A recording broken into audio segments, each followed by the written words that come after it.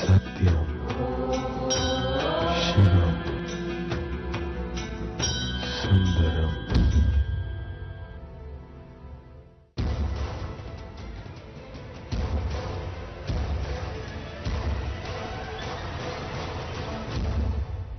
ಈ ದೇವಸ್ಥಾನಕ್ಕೆ 700 ವರ್ಷ ಹಿಂದಿನ ಇತಿಹಾಸವಿದೆ.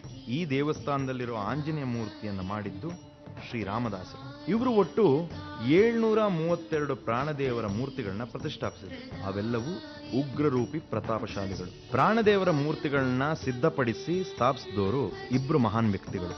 ಮೊದಲನೆಯವರು ಸಮರ್ಥ ರಾಮದಾಸ ಸ್ವಾಮಿಗಳು ಮತ್ತು ಎರಡನೆಯವರು ಶ್ರೀ ವ್ಯಾಸತೀರ್ಥರು. ಅಂದ್ರೆ ನಾವಿವತ್ತು ಭಕ್ತಿಯಿಂದ ಶ್ರೀ ರಾಘವೇಂದ್ರರು ಅಂತ ಪೂಜಿಸ್ತೀವಲ್ಲ, ಅವರು. ಇಲ್ಲಿಂದ ಒಂದು 20 ಕಿಲೋಮೀಟರ್ ಮೇಲ್ಗಡೆ ಮೇದ್ನಿ ಅಂತ ಒಂದು ಕೋಟೆ ಇತ್ತು.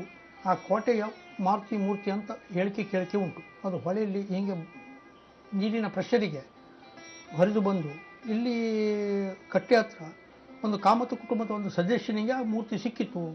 ಅವರು ಅದನ್ನು ಆ ಕಟ್ಟೆಯ ಮೇಲೆ ಇಟ್ಟು 100-200 ವರ್ಷ ಅಲ್ಲಿ ಪೂಜೆ ಮಾಡಿ, ಅದರ ನಂತರ ಭಕ್ತರ ದೇಣಿಗೆಯಿಂದ ಸಹಕಾರದಿಂದ ಎಲ್ಲ ಜನರು ಕೂಡಿ ದೇವರನ್ನು ಇಲ್ಲಿ ತಂದು ಈ ಸ್ಥಾನದಲ್ಲಿ, ಈಗ ನಾವು ನೋಡ್ತಾ ಇದ್ದಂಥ ಸ್ಥಾನದಲ್ಲಿ ಈ ಮೂರ್ತಿಯನ್ನು ಪ್ರತಿಷ್ಠೆ ಮಾಡಿ ಅದರ ನಂತರ ಅದರ ವೈಭವ ಹೆಚ್ಚಾಗ್ತಾ ಹೋಯಿತು.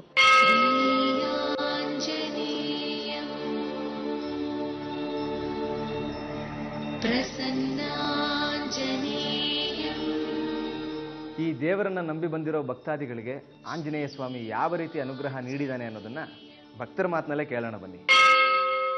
ಸರ್ ನಮಸ್ತೆ. ನಮಸ್ತೆ. ನನ್ನ ಸ್ನೇಹಿತನ ಜೊತೆ 2 ವೀಲರ್ನಲ್ಲಿ ಹೋಗುವಾಗ ಒಂದು ಆಕ್ಸಿಡೆಂಟ್ ಆಗಿತ್ತು. ಆ ಸಂದರ್ಭದಲ್ಲಿ ಅಲ್ಲಿ ಒಂದು ವಾತಾವರಣ ಯಾವ ರೀತಿ ಕ್ರಿಯೇಟ್ ಆಗಿತ್ತು ಅಂತಂದ್ರೆ, ಸಾರ್ವಜನಿಕವಾಗಿ ನಾವೇ ತಪ್ಪು ಮಾಡಿದ್ದೀವಿ ಅನ್ನೋ ರೀತಿಯಲ್ಲಿ ಜನ ನಮ್ಮ ಮೇಲೆ ರುಚಿಗೆದ್ಬಿಟ್ಟಿದೆ. ಅಂದ್ರೆ ನಿಮ್ ತಪ್ಪೇನಿರ್ಲಿಲ್ಲ? ನಿಜವಾಗಿ ನಮ್ಮ ತಪ್ಪಿರಲಿಲ್ಲ. ಆ ಪಾದಚಾರಿ ಅಡ್ಡ ಬಂದು ಅವನಿಗೆ ಗಂಭೀರವಾಗಿ ಗಾಯ ಆಗಿತ್ತು. ಸಾರ್ವಜನಿಕರು ಎಲ್ಲಿ ನಮಗೆ ಹೊಡಿತಾರೋ, ನಮ್ಮ ಪ್ರಾಣ ತೆಗಿತಾರೋ, ನಮ್ಮ ವೆಹಿಕಲ್ ಅನ್ನು ಚೂರು ಮಾಡ್ತಾರೋ ಅನ್ನುವಂಥ ಒಂದು ವಾತಾವರಣ ಕ್ರಿಯೇಟ್ ಆಗಿತ್ತು ಅಲ್ಲಿ. ಆ ಸಂದರ್ಭದಲ್ಲಿ ಯಾರಾದರೂ ನಮ್ಮ ಕಷ್ಟ ಪರಿಹಾರ ಮಾಡ್ತಾರೋ ಅಂತ ಅಂದ್ಕೊಳ್ಳುವಾಗ ನಮ್ಗೆ ನೆನಪಾದಿ ಮುಖ್ಯ ಪ್ರಾಣ ದೇವಸ್ಥಾನ. ಒಂದು ಹರಕೆ ಆಟವನ್ನು ಆಡಿಸ್ತೇನೆ, ನನ್ನ ಕಷ್ಟವನ್ನು ಪರಿಹಾರ ಮಾಡಿಕೊಡಪ್ಪ ದೇವ್ರೆ ಅಂತೇಳಿ ಬೇಡ್ಕೊಂಡೆ.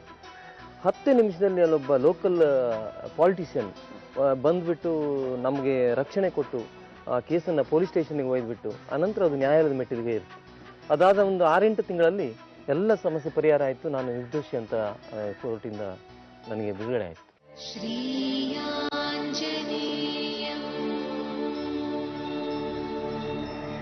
ಪ್ರಸನ್ನಾಂಜನೇಯಂ. 2001ರಲ್ಲಿ ನಮ್ಮ ಮಗ ಕಾಣೆಯಾಗಿದ್ದ. ಕಡೆಗೆ ನಾವು ಎಲ್ಲ ಕಡೆ ಹುಡುಕಿ ಸಾಕಾಯ್ತು. ನನಗೆ ತುಂಬಾ ದುಃಖ ಆಗಿತ್ತು. ಯಾವ ದೇವ್ರ ಹತ್ರ ಹರಕೆ ಹೊತ್ಕೊಂಡ್ರು ಪ್ರಯೋಜನ ಆಗ್ಲಿಲ್ಲ. ಈ ದೇವ್ರ ಹತ್ರ ಆವೇಶ ಬಂದ ಕೇಳಿಕ್ಕೆ 3 ತಿಂಗಳಲ್ಲೇ ಬರ್ತಾನೆ ಅಂತ ಹೇಳಿದ್ರು. 1 ತಿಂಗಳೊಳಗೆ ನಮ್ಮ ಮಗ ನಮ್ಮ ಮನೆಗೆ ಬಂದ್ಬಿಟ್ಟ.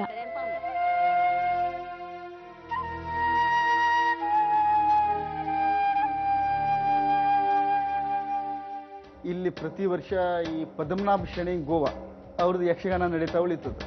ಅವರು ರಾಜ್ಯದ ಗಾಡಿ ಮೇಲೆ ಯಾವಾಗಲೂ ಬರೋದು. ಅವರು ಮತ್ತು ಅವ್ರ ಮಗ ಇಲ್ಲಿ ಯಕ್ಷಗಾನ ಸೇವೆ ಮುಗಿಸ್ಕೊಂಡು ಹೋಗ್ತಾ ಇರಬೇಕಿದ್ರೆ ಈ ಮಾದನಂಗೇರಿ ಅಪ್ಪನ ಮೇಲೆ ಅವ್ರಿಗೆ ಆಕ್ಸಿಡೆಂಟ್ ಆಯಿತು. ಅವ್ರಿಗೆ ಗೊತ್ತಿಲ್ಲ ಅಂತೇಳಿ ಅದು ಆಕ್ಸಿಡೆಂಟ್ ಆಗಿದೆ. ಆದರೆ ಅದೇ ಬೈಕಿನ ಮೇಲೆ ಅವರು ಹೋಗ್ತಾನೇ ಇದ್ದಾರೆ. ಗೋವಾ ತನಕ ಹೋದರು. ಗೋವಾ ಮನೆ ಹತ್ರ ಹೋದ ಕೂಡಲೇ ಒಂದು ಕೋತಿ ಬಂದು ಅವ್ರ ತಲೆ ಮೇಲೆ ಕೂತ್ಕೊಂಡು, ಏ ಪದ್ಮನಾಭ ಊಟ್ರೆ ತುಗರ್ ಘರ ಇಲ್ಲಿ ಮುರ ಊಟ್ರೆ ಅಂತೇಳಿ ಹೇಳ್ತು. ಆವಾಗ ಅವರು ಹೀಗೆ ಕಣ್ಣೆಚ್ಚಿ ನೋಡಿದ್ರೆ ಅವರಿಗೆ ಎಂಥದ್ದು ತಿಳಿಯೋದಿಲ್ಲ. ಬೆನ್ನ ಮೇಲೆ ರಕ್ತ ಬರ್ತಾ ಇದೆ. ಗಾಡಿ ಮಾತ್ರ ಮುಂದಿನ ಟೈಯರು 8 ಅಂಕಿ ಹಾಕ್ಕೊಂಡದು. ಅಲ್ಲೇ ಮಚ್ಚಿ ಬಿದ್ದರು. ಮನೆಯವರೆಲ್ಲ ಎಚ್ಚರ ಮಾಡ್ಕೊಂಡು ತಂದು ಅವ್ರಿಗೆ ಆಸ್ಪತ್ರೆಗೆ ಹಾಕಿದ್ರು.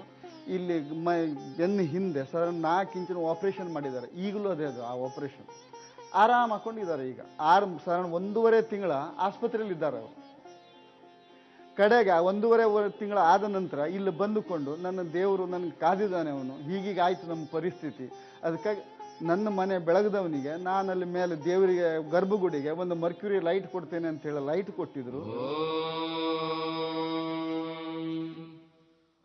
ಈ ಆಂಜನೇಯ ದೇವಸ್ಥಾನದಲ್ಲಿ ಅನೇಕ ರೀತಿಯ ವಿಸ್ಮಯಕಾರಿ ಘಟನೆಗಳು ನಡೆದಿದೆ. 1945ರಲ್ಲಿ ಹಳದಿಪುರದ ಒಂದು ಹೆಂಗಸಿಗೆ ವಿಪರೀತ ಹುಚ್ಚಿಡ್ತಿತ್ತಂತೆ. ಆಗಿನ ಅರ್ಚಕರು ಶ್ರೀಮಾನ್ ವಾಮನ ನಾಯರ್ ರಾತ್ರಿ ದೇವಸ್ಥಾನದಲ್ಲೇ ಮಲಗಿದ್ರಂತೆ.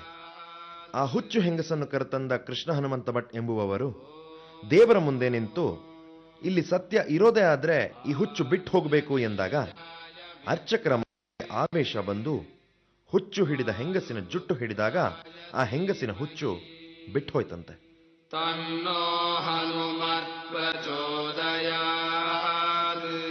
ಕೂಡ ನಾವು ಇಲ್ಲಿ ಮಗು ಹುಟ್ಟಿಲ್ಲ ಅಂತ ಹೇಳಿ ಇಲ್ಲಿ ಹರಕೆ ಹೊತ್ಕೊಂಡಿದ್ವಿ. ಇಲ್ಲಿ ದರ್ಶನದಲ್ಲಿ ಹೇಳಿದ್ರು, ನೀವೊಂದು ಯಕ್ಷಗಾನ ಆಡಿಸಿ ಇಲ್ಲಿ ಹರಕೆ ಹೊತ್ಕೊಂಡು ನಿಮಗೆ ಮಗು ಆಗಿದ್ರೆ ಇಲ್ಲಿ ಯಕ್ಷಗಾನದ ಹರಕೆ ಕೊಡಿ ಅಂತ ಹೇಳಿ.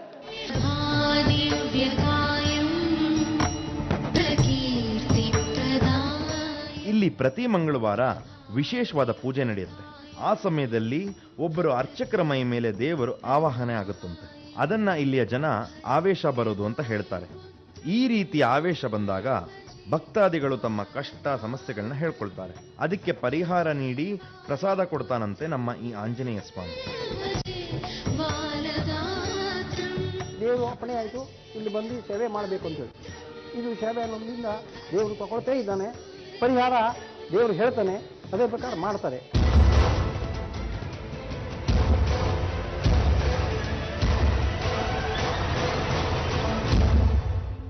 ಕೆಲವೊಂದ್ಸಲ ಏನಾಗುತ್ತೆ ಅಂದ್ರೆ ವೈದ್ಯರು ದೇವ್ರ ಮೇಲೆ ಭಾರ ಹಾಕ್ಬಿಡಿ, ಇವ್ರು ಉಳಿಯೋದು ತುಂಬಾ ಕಷ್ಟ ಅಂತ ಖಡಾಖಂಡಿತವಾಗಿ ಹೇಳ್ಬಿಡ್ತಾರೆ.